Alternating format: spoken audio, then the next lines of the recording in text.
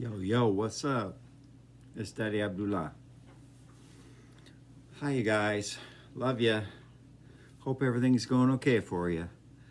I want to talk in episode number 96. I want to talk about the subject of how we're interconnected. Now, one of the most amazing things I ever heard was the fact that in the Pacific Ocean, which, what separates us from each other is the Atlantic Ocean. It's a really super deep ocean that's in between. It's the reason I can't get over to see you guys and hug you and love you like I want to. There's a big Atlantic Ocean in the middle of us. But over at the other side of the world, there's a Pacific Ocean. And it is said that a mated pair of whales of a certain type, and it doesn't matter. I want you to do some research to check into this yourself to see what we're talking about. You guys are starting to wake up. You hear that dinging noise? Now, it is said that a whale that is a mate of another whale 2,000 miles separate. One of them's way up north near Alaska in the Pacific, and one of them's a couple thousand miles south, way down there. Provided there aren't too many motors or engines in the water by man with his big ships and everything, they can hear each other, they can communicate with each other with sonar. Now, I find that pretty amazing. In other words, a mated pair of whales can talk to each other a couple thousand miles apart, and we think we're amazing with our cell phones. I think it's way cool that you and I can get on the cell phone together and we can have a talk. I think that's pretty cool. I love it that I can sit and talk to you guys. It's really super cool. But it's also super cool that two whales, a mated pair, can talk to each other in that way. Now, what else is interesting in the world of nature is a giant school of fish. Did you ever see those nature shows where all the fish are going one way and suddenly they all go another way and they all go this? How do they know to move that fast? How do they know to really go that fast? It's amazing. It's a synchronicity of nature. The communication between each little fish. Don't they crash into each other when that happens? Seems like they would all crash into each other, but they don't. They all swim in directions like this. It's the same way with birds in a flock. There can be a big flock of birds, and they're all going one way, and suddenly they all go the other way. Isn't that amazing? Don't you guys find that amazing? That there's a communication between a whole flock of maybe literally thousands of birds, and they can all just fly in one direction, and suddenly something can startle them, maybe another big predator bird, and they all take off in the other direction, and this way and that way. To me, that's amazing. It's simply amazing, the world of nature. Now, we've also got a phenomena where ants, if they took all the ants in the world and weighed them on a scale, and then took all the humans in the world and weighed them on a scale, it'd be about even. In other words, there's a lot of ants in the world. How do I know there's that many? I'm not going to tell you that I counted them one day, but there's gazillions of ants, and they all have their ways of communicating.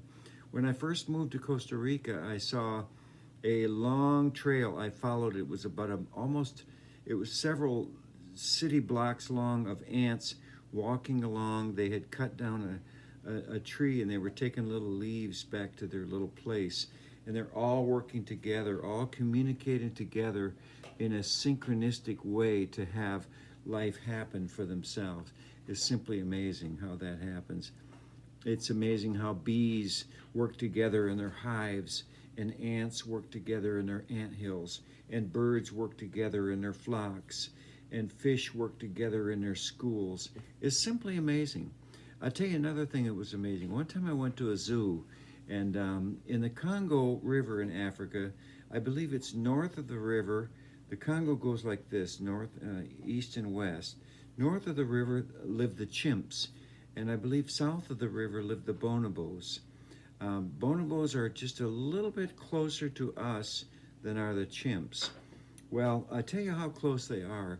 I was at the zoo one time, and I was all by myself, and I wandered off and I sat next to the bonobo display. Now, do you know a bonobo is like a chimpanzee, only a slightly different, a little more human acting. And I sat there, and a lone bonobo, a male, came up and sat on the other side of me, and we sat together. And this is what we did. We just sat together and looked at each other. Now I'm looking at this creature that's not human, but genetically is about 98.2% similar genetically, DNA-wise, the same genes as me. So they're very, very close. They're closer to me than a dog or a cat or a horse or a cow or a rhinoceros or anything like that. They're very, very close to us genetically. And I looked into the eyes of this creature, this beautiful, beautiful being, and he looked at me, and we communicated together. And it was like our minds touched each other.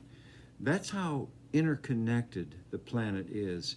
We're interconnected with all of life on the planet. My two dogs and I, we're interconnected. I just barely have to say something, and they understand immediately what I'm saying, and they just respond to me so quickly. So it's amazing that the communication between us and other beings that are not human is so intricate. And at the same time, it's also amazing that we human beings can communicate. I like to think that I got always checking my beard. Does my beard look okay? I just took a bath a little while ago. Does my beard look all right? Do you guys like my beard? Should I cut it? Should I cut it? No, I don't want to cut it. I tell you what, a while I was thinking about this a little bit ago. We are all intricately connected. We're all cousins on the universe, on the planet. In this planet, we haven't been able to get far enough away from each other to where the one person here and the one person here that's the farthest away from each other, the farthest away, they're not living on two planets. They're living on one planet. Just not two, but one planet. Just one. And because of that reality, there is a connection between human beings, one with the other. We're like 99.7 or 8% similar to anybody on the planet. And yet, there's massive diversity on the planet. So aren't you glad about that? Aren't you glad that we've got diversity? Aren't you glad that we're not all the same? I talk about this all the time. I am so glad. I celebrate our differences. And people say, why do you like black women so much? Differences, contrast, baby. I love contrast. It's a good thing. It's a really good thing. So we want to celebrate contrast.